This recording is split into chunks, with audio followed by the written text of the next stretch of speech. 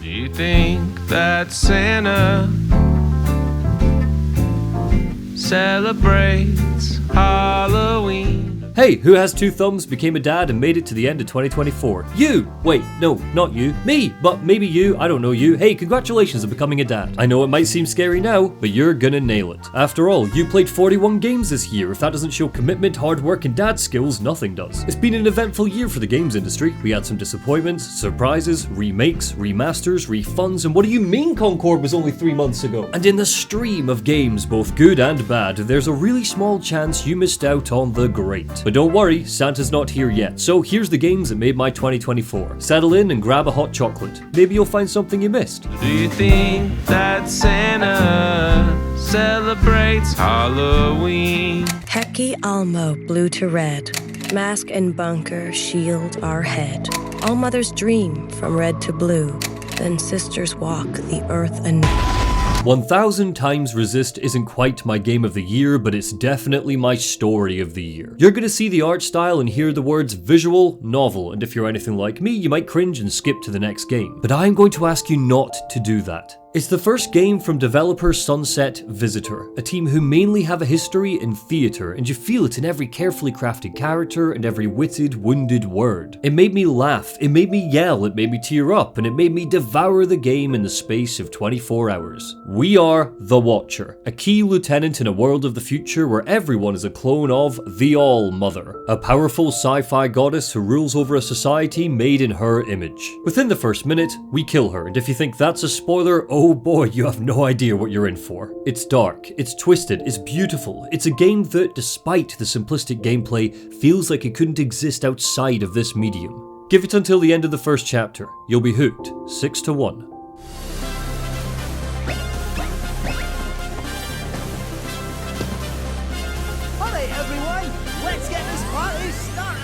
Look, you've either already played this, or you have no interest in playing this, so I'm just gonna toss up my 2 cents. I love Final Fantasy VII. I love Final Fantasy VII Remake, so frankly, it didn't take much for Rebirth to win me over. But god, does this game feel like it's trying to prove something? Do the radio towers feel tired? Yes. Does traversal feel a little clumsy? Hell yeah. Does the ending feel purposefully contrived? Absolutely. But I just didn't care. The combat combines flash with strategy in a way that's endlessly satisfying. The writing loves these characters just as much as I do and reminds me why I love them at every turn. The endless variety in the gameplay offer ways to engage with this world rather than coast through it. Final Fantasy VII Rebirth rocks, and I can't wait to see what happens next.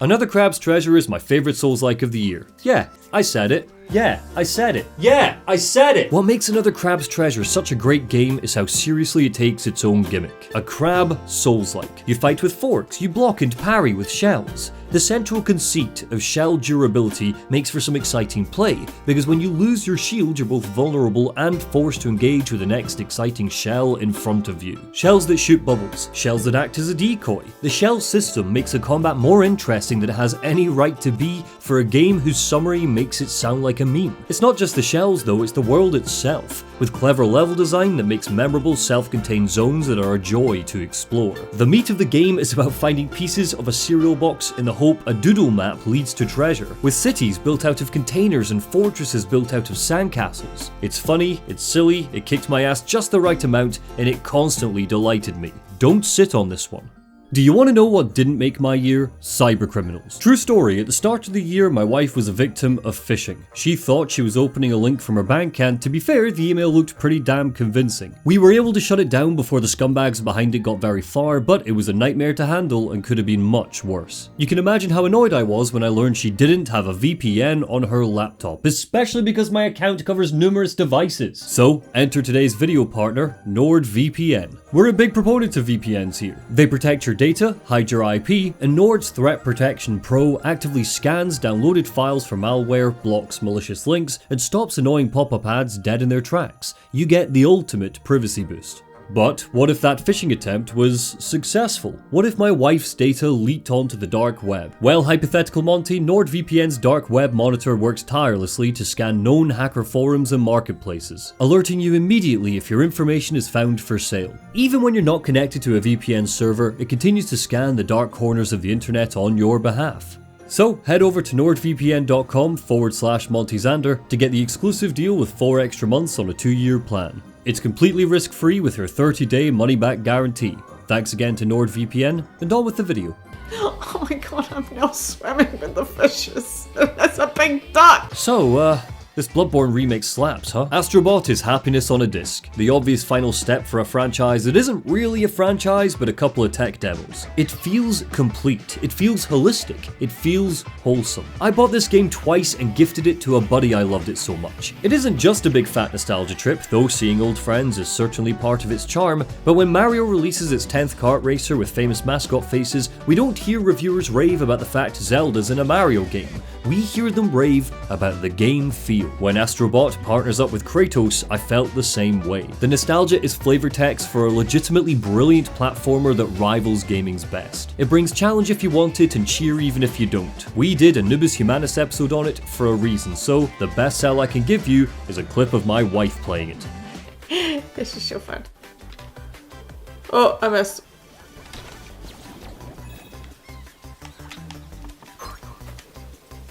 What's that? Oh. What's... Oh! We may struggle with fear and anxiety, but we shape our own destiny.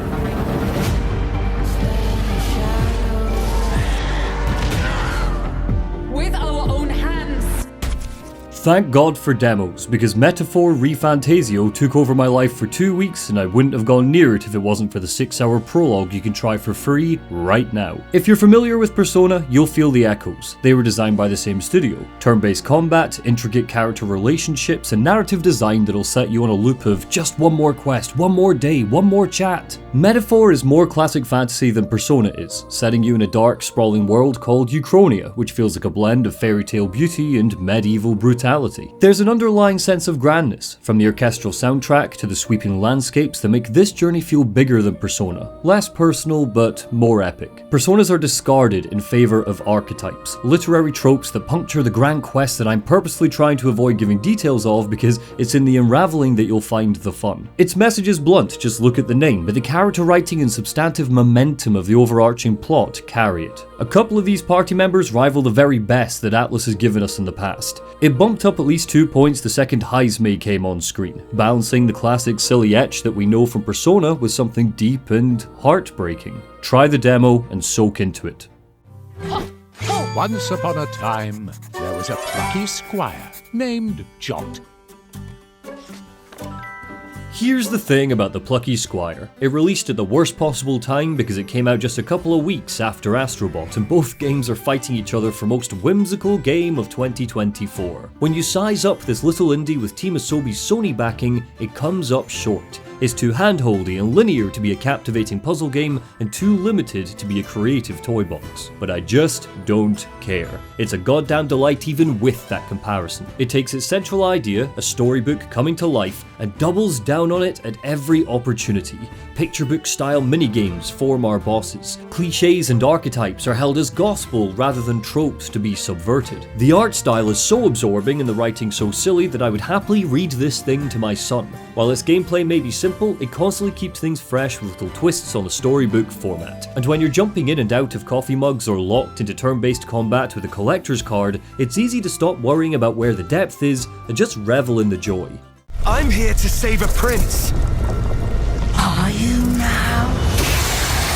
Wait, don't leave yet. I'm as surprised as you are that a Ubisoft title is on this list, but Prince of Persia: The Lost Crown is one of the best games this year by some margin. Everyone likes to get the clown makeup ready and bemoan the wait for Silksong, but not nearly enough of those people have picked up The Lost Crown, and I think it's one of 2024's greatest sins. It's a fantastic Metroidvania with flashy combat and spectacle. This is the best a Prince of Persia game has ever felt to play, with platforming that rewards creativity and is satisfying to return to. do. Sometimes when Ubisoft emulates a genre it's not familiar with, it can feel like it irons out too many of the creases that make that genre so addictive. But with The Lost Crown, it pulls from the best Metroidvanias out there and says, challenge accepted. This is the direction the franchise should go in moving forwards. I have my fingers and toes crossed that we'll get a sequel. This is what she left for the world. Her legacy.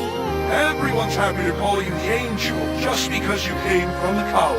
Nobody roams these lands free of suffering. Stellar Blade has fun combat, a very boring story, a cracking cosmetic system, and really pretty visuals, but as a package, it's not going to blow you away.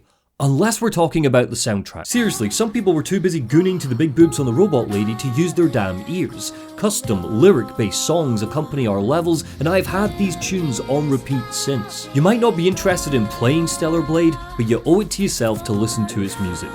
There's a new darkness overtaking Gotham, driving the city mad. The only light left is from the fire in the streets.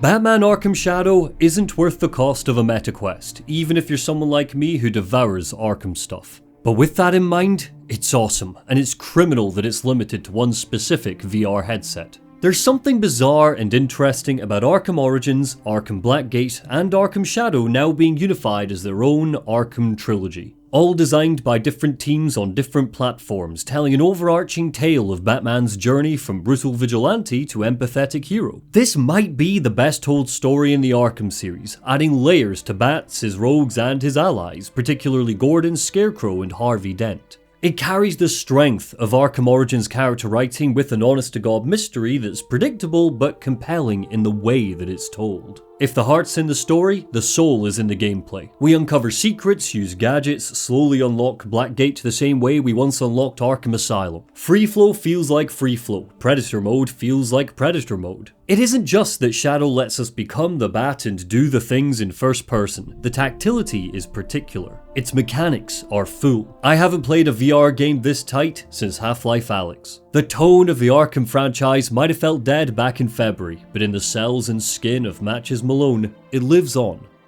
There is no cause for alarm.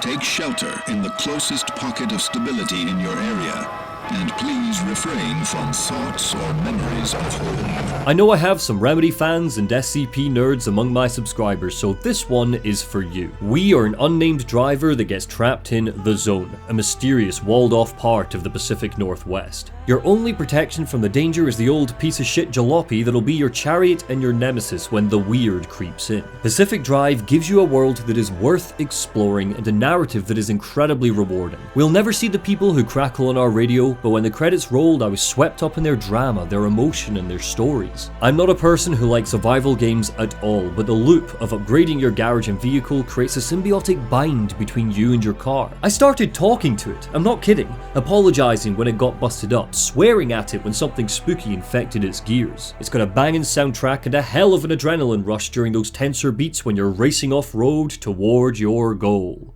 Do not skip this one. As a chosen hero bestowed with immense power, the nefarious wielder of great magic, a conqueror of monsters. I love video games. That's what I tweeted when I rolled credits on Dragon's Dogma 2's true ending, and it's a game that's given me that feeling whenever I've hopped back into it as the year has gone on. This is a recommendation full of caveats. Yes, it might be a little rough. Yes, it's basically a remake of the borderline broken Dragon's Dogma, but this thing has not left my console all year. Something port crystal microtransactions, and yes, the fact Capcom sold coveted fast travel items is frankly disgusting, but I didn't buy any, I never felt like I needed to, and fast travel kills the central conceit of the game. You, your best friend, and a plucky band of meat sacks roaming the mountains, woods, and deserts of Vermund and Batal, off on a quest to kill a dragon, slaying monsters in the woods as they roam. Think Monster Hunter, but more buggy and more fun to play. What do you mean? Shut up, don't look at me like that. You know what, fine, I don't need to justify myself to you. Next game.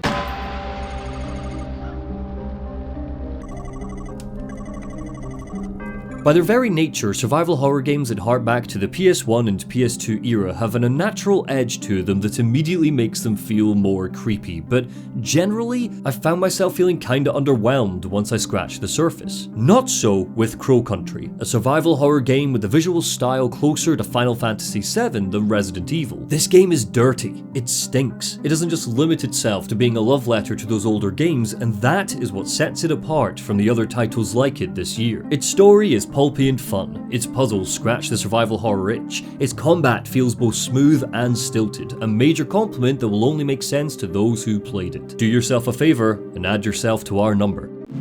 At least 2 individuals in Europe are confirmed to be involved, but ties with several international contractors have been identified. Lorelei and the Laser Eyes is my game of the year. It encapsulates everything I loved about every other game on this list, but wraps it up into one package. Merry Christmas, me. It's a weird, offbeat puzzle game set in an eerie, weird hotel for artists with a mysterious, weird story, gorgeous, weird character writing, and an ending that has no reason to be as emotional as it ended up being. When everything came together and the game played its hand, I was struck by the heart and soul at the center of its mystery. You might look at the tricolor art style with its bold shades and think, damn, what a pretty game with slick art direction, and you would be wrong. This is not a pretty game with slick art direction, this is a beautiful game with art direction that spins off in ways I refuse to spoil for you here. Some of these puzzles had me taking maddening notes, building to a final insane brain teaser that had me flicking back through documents and environmental details that gave me one of the most satisfying aha moments not just from this year, but ever. Think the tone of a survival horror mixed with the puzzles of survival horror's best, just without the monsters to shoot and resources to manage. Though monsters might still be lurking out the corner of those red frames. Hi everyone, and welcome back to Torch Time. Today's story is all about Alan, age 45.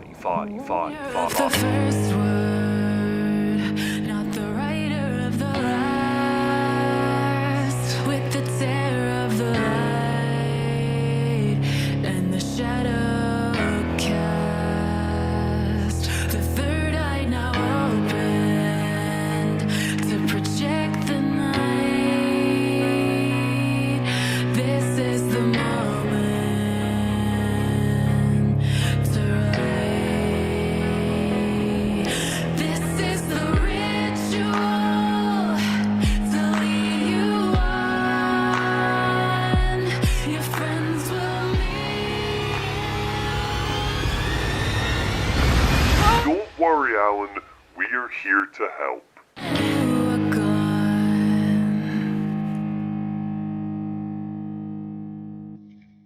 And there you have it. Happy end of 2024 and a big good luck for 2025. By the time you're hearing this, I'll be knee deep in nappies, but that doesn't mean the channel will slow down. Here and on my podcast Lore Dump, we'll be jumping into Insomniac's Spider-Man games. A lot of you seem to really love my Arkham critiques, so hopefully this will be right up your alley as well. Until then, thanks for watching, tell Santa I sent you, and take care. Does he get a little loose after 2 or 3 dreams? Would he kiss Mrs. Claus when the midnight bell rings? Do you think that Santa celebrates New Year's Eve? That's Santa Claus. Or do you think that Santa celebrates Halloween, Thanksgiving, or New Year's Eve? Or do you think that Santa celebrates Halloween?